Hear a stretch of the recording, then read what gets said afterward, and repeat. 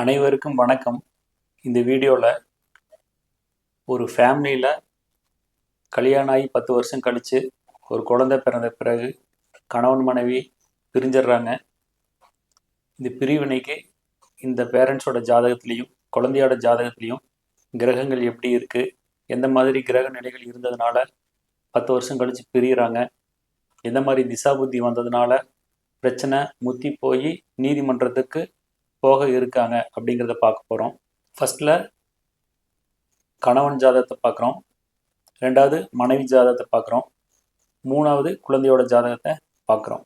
இப்போது இங்கே பாருங்கள், ஸ்க்ரீனில் நீங்கள் பார்க்குறது கணவனுடைய ஜாதகம். இந்த ஜாதகர் பிறந்திருக்கிறது துலா லக்னம்.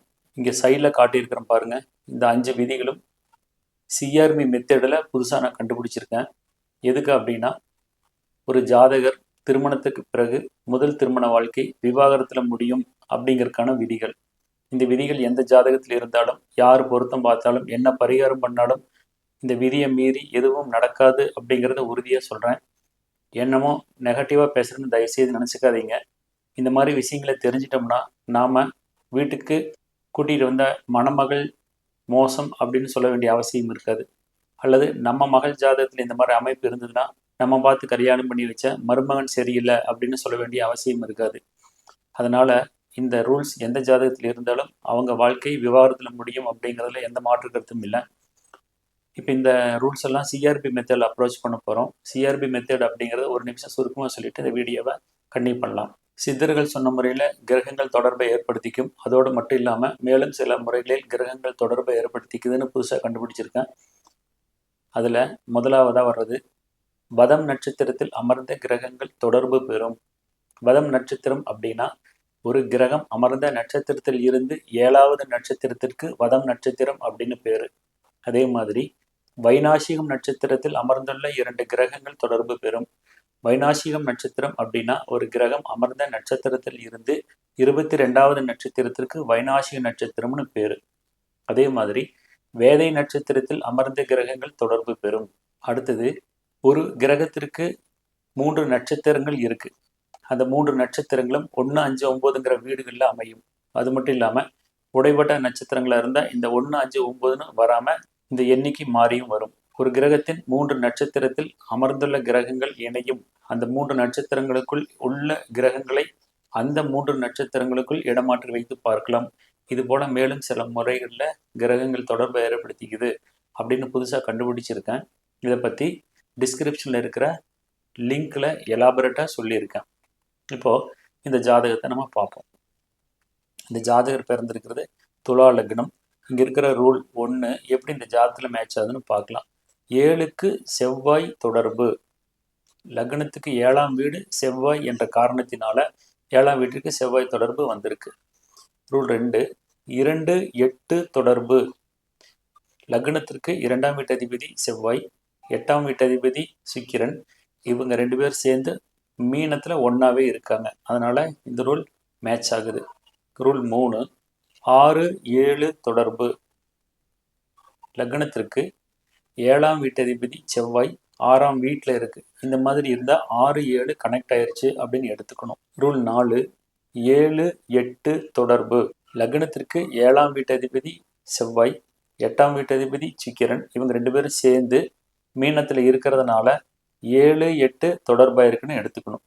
ரூல் 5, 2க்கு வதை அல்லது வைநாசிகம் அல்லது வேதை நட்சத்திரங்களில் கிரகம் இருப்பது. துலா லக்னத்திற்கு 2ஆம் வீட்டுக்கு அதிபதி செவ்வாய் 6ஆம் வீட்டில் இருக்கு.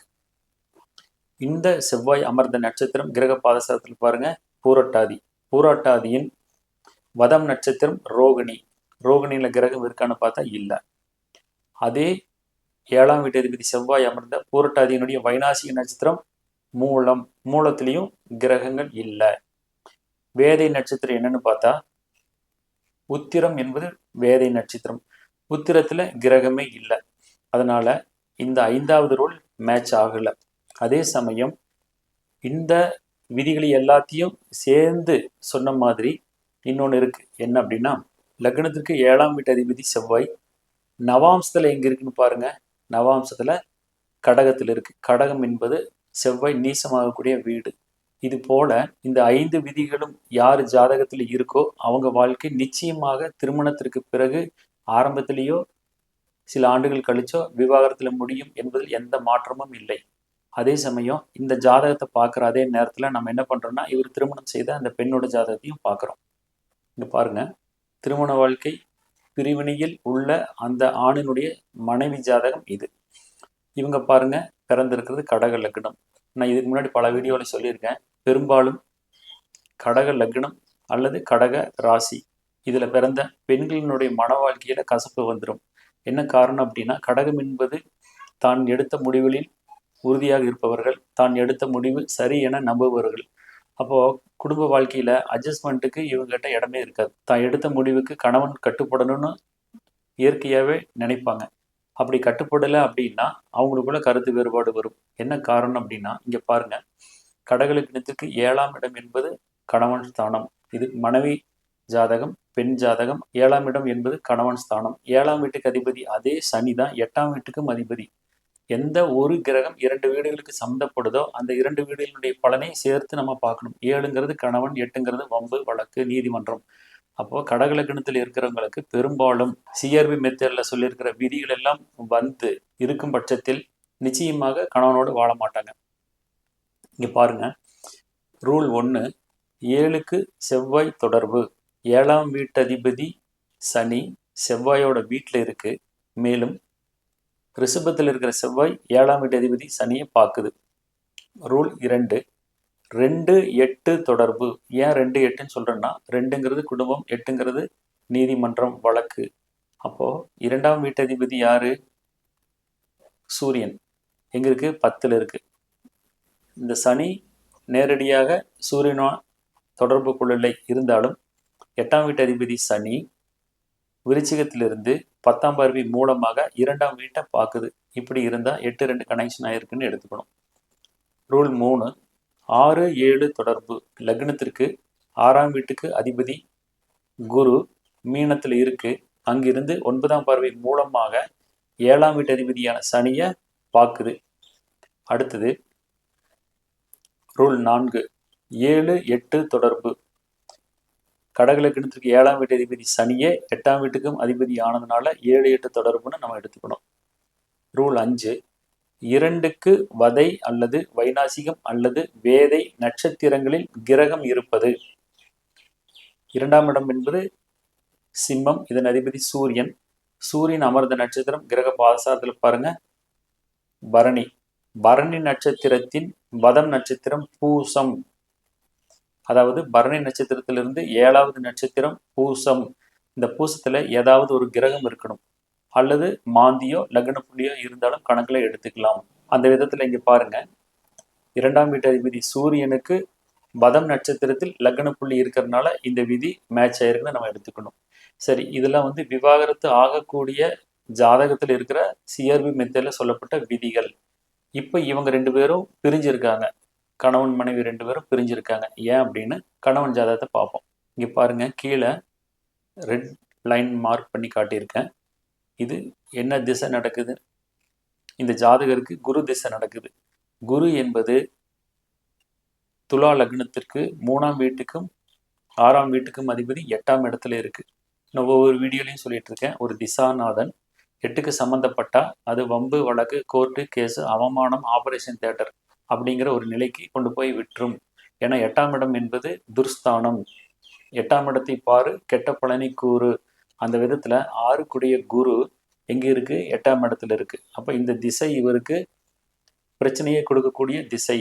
பொதுவாக ஜோதிடர் என்ன சொல்லுவாங்கன்னா, 6, 8க்கு சம்மந்தப்பட்ட திசையை புத்தியோ நடக்கும் பொழுது அந்த ஜாதகருக்கு நேரம் சரியில்லை, கவனமா இருங்கன்னு சொல்லுவாங்க. அப்போ எந்த விஷயத்தில் கவனமா இருக்கணுங்கிறத சொல்ற அளவுக்கு இங்கே உன்னிப்பாக ஜாதகத்தை பார்க்க முடியாது. இப்போ நம்ம முடிஞ்ச வரைக்கும் இதைய டீப்பாக பார்க்குறோம். இங்கே பாருங்க, 6க்குடைய குரு ரிஷபத்தில், அதாவது 8ஆம் இடத்துல இருக்கு. குரு அமர்ந்த நட்சத்திரம் சூரியனுடைய நட்சத்திரம், அதாவது கிருத்திகை நட்சத்திரத்தில் இருக்கு. சூரியன் இந்த லக்னத்துக்கு 11 கூடையவன். 11 கூடிய சூரியன் எங்க இருக்கு? 7ல் இருக்கு. இப்போ ஒரு ஜாதகத்துல 8, 11 கனெக்ஷன் வந்தாலே அவங்களுக்கு மறைமுக உறவு இருக்கு அப்படின்னு நம்ம எடுத்துக்கணும். இதுக்கு முன்னாடி 2 வீடியோவில் நான் இதை தான் சொல்லியிருக்கேன். 11 குடையவன் திசை 8ல் இருந்து நடந்தாலோ அல்லது ஒரு திசாநாதன் 8ல் அமர்ந்து 11 குடையனுடைய நட்சத்திரத்தில் இருந்தாலோ அல்லது 8-11 டைரக்டா கனெக்ட் ஆனாலோ இந்த இரண்டாவது ஒரு தொடர்பை ஏற்படுத்தும். அப்போ இவங்க வீட்டில் பிரச்சனை வந்ததுக்கு என்ன காரணமா இருக்கும் அப்படின்னா, இந்த ஜாதகர் வேறொரு பெண்ணோடு தொடர்புல இருந்திருப்பாரு. அந்த விஷயம் தெரிஞ்ச மனைவி கண்டிச்சிருப்பாங்க. கேட்காதனால அவங்க வீட்டை விட்டு வெளியில போயிருப்பாங்க. அப்போ இங்க பாருங்க, இந்த குரு 11 சூரியனோட நட்சத்திரத்தில் இருக்கு. 11 என்பது இளைய தாரம், இரண்டாவது மனைவி. அதை நம்ம லோக்கல்ல என்ன சொல்லுவாங்க, கீப்புன்னு சொல்லுவாங்க. இந்த மாதிரி ஒரு தொடர்பு ஏற்படணும் அப்படின்னா 8 11 தொடர்பு ஏற்படணும், அல்லது 8-11 தொடர்பு ஏற்படணும். இங்க பெட்டராகவே இருக்கு. எப்படின்னா, திசாநாதன் 8ல் இருக்கு, அவன் அமர்ந்த நட்சத்திரம் 11 7ல் இருக்கு. 7-11 கனெக்ஷன் ஒரு ஜாதகத்தில் வந்ததுன்னா மோர் தென் ஒன் கான்டாக்ட் அப்படின்னு எடுத்துக்கணும். அதே மாதிரி 11 ஜாதகத்துல ஆட்சி உச்சம் பெற்றால் இரண்டாவது திருமணம் உண்டு. அப்படின்னா இந்த ஜாதகத்தை பொறுத்த வரைக்கும் 11 சூரியன் 7ஆம் வீட்லயே இருக்கு. அந்த சூரியனுடைய நட்சத்திரத்தில் அமர்ந்த குருவினுடைய திசை நடக்கிறதுனால இந்த ஜாதகருக்கு திருமணம் தாண்டிய ஒரு உறவு ஏற்பட காரணமா இருந்திருக்கு. இப்போ பாருங்க, இப்போ நடக்கிற புத்தி சுக்கிரனுடைய புத்தி. இந்த சுக்கிரன் லக்னத்திற்கும் 8க்கும் அதிபதி 6ல் இருக்கு, மீண்டும் 8ஆம் இடம் சம்பந்தப்படுது. அந்த 8 சுக்கிரன் எங்க இருக்கு, குருவோட வீட்டில் இருக்கு. பார்க்கும் பொழுது சுக்கிரனும் குருவும் பரிவர்த்தனை யோகம் பெற்றிருக்காங்க. யோகம் என்பது எல்லா ஜாதகத்திலையும் சிறப்பை செய்யாது. இந்த ஜாதகத்தை பொறுத்த வரைக்கும் இந்த 6 குரு 8ல் இருக்கு, 8 சுக்கிரன் 6ஆம் வீட்டில் இருக்கு. 6ஆம் வீட்டில் இருக்கிற சுக்கிரன் அமர்ந்த நட்சத்திரம் எதுன்னு பாருங்க. சுக்கிரன் உத்திரட்டாதி நட்சத்திரத்தில் இருக்கு. உத்திரட்டாதி என்பது சனியினுடைய நட்சத்திரம். அந்த சனி லக்னத்துக்கு 5 5 என்பது காதல், காமம், குழந்தைகள், இப்படி நம்ம எடுத்துக்கணும். அப்போ 8 என்பது மறைமுகமான நீதிமன்றம், ஆபரேஷன் தியேட்டரு, வழக்கு, அவமானம் அப்படின்னு பொருள். அந்த 8 புத்தி நடக்குது. அந்த 8 சுக்கிரன் 6ஆம் வீட்டில் இருக்கு. 6-8 கனெக்ஷன் துருஸ்தானங்களுடைய கனெக்ஷன் அப்படின்னு பார்க்கும்போது அது சிறப்பில்லை. அந்த 8 சுக்கிரன் அமர்ந்தது 5 சனியினுடைய நட்சத்திரத்துல. 5-8 கனெக்ஷன் வந்தாலே அந்த ஜாதகர் தடம் மாறி செல்வார் அப்படிங்கிறது ஜோதிடத்துல நிதர்சன உண்மை. இங்க பார்க்கும்போது குரு திசை நடக்குது. குரு 11 சாரத்துல இருக்கு. அந்த 11ஆம் வீட்டு அதிபதி 7ல் இருக்கு. இந்த ஜாதகத்திற்கு மட்டுமில்ல, எந்த ஜாதகமாக இருந்தாலும் 8ல் அமர்ந்து 8 திசை நடக்கும் பொழுது அந்த திசாநாதன் 11 தொடர்பு பெற்றால் அவங்க வாழ்க்கை தடமாறும், குடும்பத்தில் நிச்சயமாக கலவரம் ஏற்படும். சரி, இப்போ இந்த ஜாதகம் ஆணோட ஜாதகம். இதற்கு ஏற்ற அப்படி அந்த பெண்ணோட ஜாதகத்தை பார்ப்போம் வாங்க. இப்போ இந்த பெண்ணுக்கு நடக்கிற திசை குரு திசை நடக்குது. ஆணுக்கு குரு திசை நடக்குது, பெண்ணுக்கு குரு திசை நடக்குது. அப்போ ஒரு ஜாதகத்துல இருவருக்கும் ஒரே திசை நடந்தா அதற்கு கூட்டு திசைன்னு பேரு. கூட்டு திசை நடந்ததுன்னா அந்த ஜாதகர்கள் 2 பேரும் பிரிவினையை சந்திப்பார்கள் அல்லது மரணத்தை சந்திப்பார்கள்.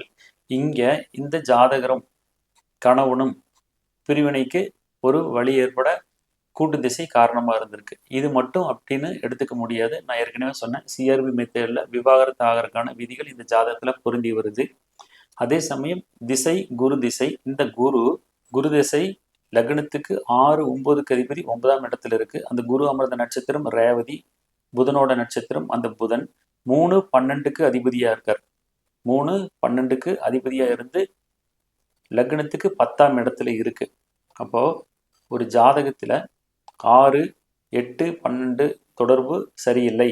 6 குரு 9ஆம் வீட்டில் இருக்கு. அமர்ந்த நட்சத்திரம் 12 எனவே 6-12 கனெக்ஷன் வந்திருக்கிறது. இந்த திசை சிறப்பில்லை. நடக்கிற புத்தி புதன் புத்தி. அந்த புதன் 3-12 அதிபதியாக இருக்கிற புதன் 10ஆம் இடத்துல இருக்கு. பட்டம், பதவி, தொழிலை கொடுக்கக்கூடிய இடத்துல அந்த புதன் இருக்கு. புதன் அமர்ந்த நட்சத்திரம் அஸ்வினி, கேதுவோட நட்சத்திரம். அந்த கேது எங்க இருக்கு, லக்னத்துக்கு 3ஆம் இடத்துல இருக்கு. அப்போ இந்த ஜாதகரை பொறுத்த வரைக்கும் நடக்கிற திசை கூட்டு திசைங்கிற ஒரு முக்கியமான காரணத்தினால பிரிஞ்சிருக்க வேண்டிய சூழ்நிலை ஏற்பட்டது. அதே சமயம் பார்த்தீங்கன்னா கணவனோட ஜாதகத்துல அதிக குறைகளும் மனைவியோட ஜாதகத்துல குறைவான பிரச்சனைகளையும் சுட்டி காட்டுது. இப்போ யாரு ஜாதகத்துல 2ஆம் வீட்டு அதிபதிக்கு வதம், வைநாசிகம் நட்சத்திரத்துல கிரகம் இருக்கோ அவங்க குடும்ப வாழ்க்கையில கண்டிப்பா பிரச்சனையை சந்திப்பாங்க. அப்போது இங்கே லக்ன புள்ளியானது பூசம் நட்சத்திரத்திலிருந்து 2ஆம் வீட்டு அதிபதி சூரியனுக்கு எப்படி இருக்கு? வதமாக இருக்கிறது. எனவே குடும்ப வாழ்க்கையில பிரச்சனைக்கு இதுவும் ஒரு காரணம். சரி, இவங்களுக்கு ஒரு குழந்தை பிறந்திருக்கு. அந்த குழந்தைக்கு தற்போது சுமார் 9 வயசு நடக்குது. அந்த குழந்தையோட ஜாதகத்தை பார்ப்போம். கணவன் மனைவி பிரிவினை ஏற்பட்ட நிலையில இந்த குழந்தை அம்மாவோட இருக்குது. இப்போ ஒரு ஜாதகத்துல 4ஆம் இடத்துல மாஞ்சி இருக்கிறது சிறப்பில்லை. ஒரு ஜோதிட பழமொழி இருக்கு, குளிகன் அமர்ந்த வீடு குட்டிச்செவரு அப்படின்ட்டு. இப்போ இந்த குழந்தைக்கு நடக்கிற திசை சனி திசை நடக்குது. சனி கன்னி லக்னத்துக்கு 5, 6க்கு அதிபதி 3ஆம் வீட்டில் இருக்கு. இந்த சனி அமர்ந்த நட்சத்திரம் அனுஷம். அனுஷம் நட்சத்திரத்தின் வைநாசிக நட்சத்திரம் பூரம். அதுல குரு இருக்கு. அப்போ ஒரு திசை நடக்கும் பொழுது அந்த திசாநாதன் அமர்ந்த நட்சத்திரத்திற்கு வதம் வைநாசிகத்துல கிரகம் இருந்தால் அந்த கிரகம் எந்த வீட்டிற்கு அதிபதியோ அந்த வீடு துன்பத்திற்கும் சில பிரச்சனைகளுக்கும் ஆளாகும்.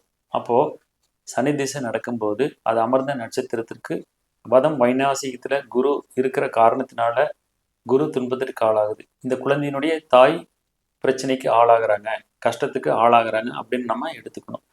அதே சமயம் இப்போ நடக்கிற திசை சனி திசை, நடக்கிற புத்தி சிக்கிர புத்தி. இந்த சிக்கிரன் லக்னத்துக்கு 2 மற்றும் 9க்கு அதிபதி. இப்போ இந்த 2, 9க்கு அதிபதியா இருக்கிற சிக்கிரனுடைய புத்தியில தான் தாயும் தகப்பனும் பிரிஞ்சிருக்காங்க. இதை பத்தி பார்க்கணும் அப்படின்னா ஒரு ஜாதகத்துல திசா புத்தி பலன் எடுப்பதற்கு 4 லெவல் இருக்கு. அதாவது லெவல் 1, லெவல் 2, லெவல் 3, லெவல் 4. இந்த 4 மெத்தேடில் திசா புத்தி எடுக்க தெரிந்த ஜோதிடர்களுக்கு இந்த புத்தியில இந்த குழந்தையினுடைய தாய் தகப்பன் பிரிஞ்சதுக்கு என்ன காரணம் அப்படிங்கிறத நன்கு அறிவார்கள். அப்படிங்கிறத மட்டும் இப்போ சொல்லிட்டு இந்த குடும்பம் பிரிவினைக்கு என்ன காரணம் அப்படிங்கிறத சிஆர்வி மெத்தடில் அனலைஸ் பண்ணோம். இது மாதிரி இன்னொரு வீடியோவில் வேறொரு பிரச்சனையை பற்றி டிஸ்கஸ் பண்ணுவோம். திருச்சிற்றம்பலம்.